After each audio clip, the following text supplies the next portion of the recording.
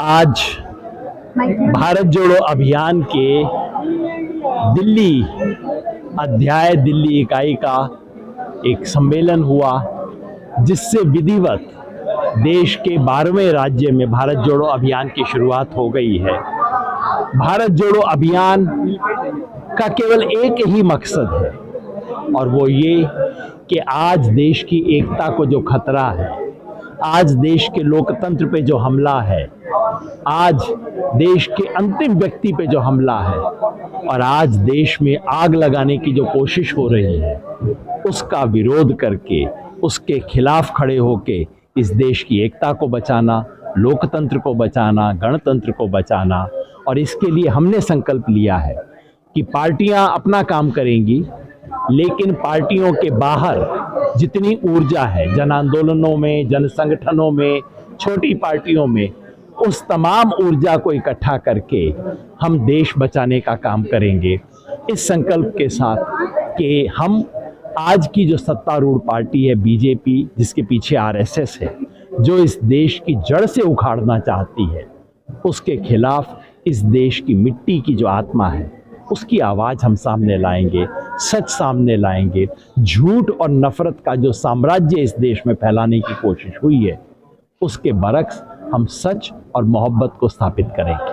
कल नई संसद दे करके प्रधानमंत्री ने कहा कि लोकतंत्र का एक नया अध्याय जो चालू हो रहा है, एक नई कवायद जो चालू हो रही है, इसको आप किस रूप में देखते हैं? संसद सत्र बुलाएगा विशेषकर महिलाओं को लेकर। काश प्रधानमंत्री की कथनी और उनकी पार्टी की करनी एक जैसी होती। प्रधानमंत्री ने परसों कहा कि नई इमारत में नई इबारत, नई अध्याय शुरू, और कल ही रात को उनके सांसद ने जिस तरह की भाषा बोली, या रमेश बिधूड़ी जी ने जो भाषा दानिश अली के लिए बोली है, उतनी बुरी भाषा पिछले 75 साल में इस किस्म की गाली गलौज संसद में कभी नहीं हुई थी। तो ऐसा लगता है कि नई इमारत में ये नई इबारत लिखी जा रही है, जिससे भगवान बचाए इस देश को। संसद के बाहर ये सारी चीजें होती थी, लेकिन अब संसद के अंदर शुरू हो गई, इसको आप किस रूप में देखते हैं? देखिए, जब आप सब तरफ आग लगाएंगे तो कहीं ना कहीं तो आग घर के अंदर पहुंचेगी ना। वही हो रहा है। जो बातें सड़क पे हो रही थी, सड़क पे मंत्री इनके नारा लगवाया करते थे, गोली मारने के नारे लगवाते थे, खुल्लम खुल्ला बात करते हैं एक धर्म विशेष को, समुदाय विशेष को नष्ट कर देने की, चारों तरफ घृणा फैलाते हैं, चारों तरफ हिंसा करवाने की कोशिश करते हैं।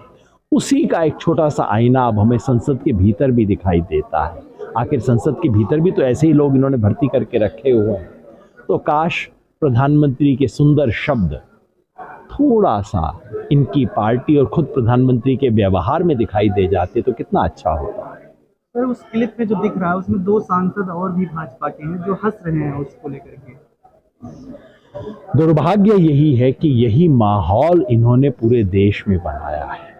सच ये है कि वो 2 सांसद तो हंस रहे हैं, कितने ऐसे नफरती लोग हैं जिनको स्वयं प्रधानमंत्री फॉलो करते हैं ट्विटर पे, फेसबुक पे, जिसका मतलब है जब वो नफरत फैलाते हैं, जब वो गाली गलौज करते हैं, प्रधानमंत्री भी हंस रहे हैं, उनके ऊपर आशीर्वाद दे रहे हैं, कह रहे हैं मैं तुम्हारे साथ हूं, उसको फॉलो कर रहे हैं।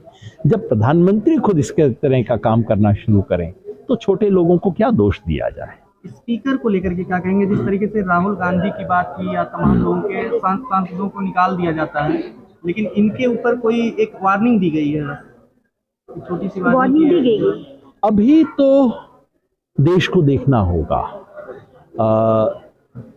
संसद में जिस तरह का नियम बन रहा है, जब विपक्ष के लोग बोलते हैं कैमरा उनसे दूर कर दिया जाता है, जब सत्ता के लोग बेहयाई करते हैं उसको खुल्लम खुल्ला कैमरा पे दिखाया जाता है, जब अडानी की तस्वीर संसद में दिखाई जाती है कैमरा उससे हट जाता है, माइक भी बंद हो जाता है विपक्षी का। सवाल है कि किस किस को बंद करोगे? माइक बंद करते हो, कैमरा बंद करते हो, राहुल गांधी के लिए दरवाजा बंद करते हो, संसद से बाहर निकालने की कोशिश करते हो, मकान बंद करते हो, तो क्या भारत को भी बंद कर दोगे क्या? जब भारत सच बोलने आएगा उसका मुंह कौन बंद करेगा? हम देखना चाहते हैं। लेकिन महिला आरक्षण को लेकर काफी चर्चाएं बनी हुई थी, और वही आज मीडिया में भी काफी चर्चाएं बनी हुई थी, लेकिन वही आज जब मोदी जी भाजपा कार्यालय गए तो स्वागत किया गया उनका, तिलक भी लगाया, खुशी जाहिर की है महिला आरक्षण को लेकर। महिला आरक्षण को लेके एक मायने में खुशी होनी चाहिए कि आखिर 27 साल के बाद कुछ तो हुआ, जिसको हमारे कहते हैं ना, भागते भूत की लंगोटी से ही कुछ तो मिला। 27 साल से इस संसद में कुछ नहीं हो रहा था। जो मिला वो अधूरा है, जो मिला वो अनिश्चित है, जो मिला वो कटा फटा है। अभी तक ये पता नहीं कि लागू कब होगा। 24 में लागू नहीं होगा है तो सरकार ने भी मान लिया है, जबकि हो सकता था। 29 की बात कर रहे हैं, लेकिन मैं बताता हूं ये 34 तक भी नहीं होगा इनसे, क्योंकि जो 2 पेंच लगा दिए हैं वो पेंच ऐसे हैं कि वो 34, 35, 36 तक तो खुलेंगे ही नहीं वो पेंच, क्योंकि ये जो कहा है कि महिला को आरक्षण मिलेगा, लेकिन जनगणना और परिसीमन के बाद, परिसीमन का पेंच ऐसा है जो 2031 की जनगणना के बाद ही शुरू हो सकता है, संविधान कहता है, और होने में उसको 3-4 साल लगेंगे। 2034 का इलेक्शन भी निकल जाएगा। इसलिए जिसे कहते हैं ना, सांप भी मर गया और लाठी भी ना टूटी, तालियां भी पिटवा ली और देना भी कुछ नहीं पड़ा। ये वाला खेल सरकार ने किया है। दुर्भाग्य की बात है, लेकिन फिर भी मैं कहता हूं, चलिए कागज पे लिख के तो मिला कि 1/3 महिलाएं कभी आया करेंगी।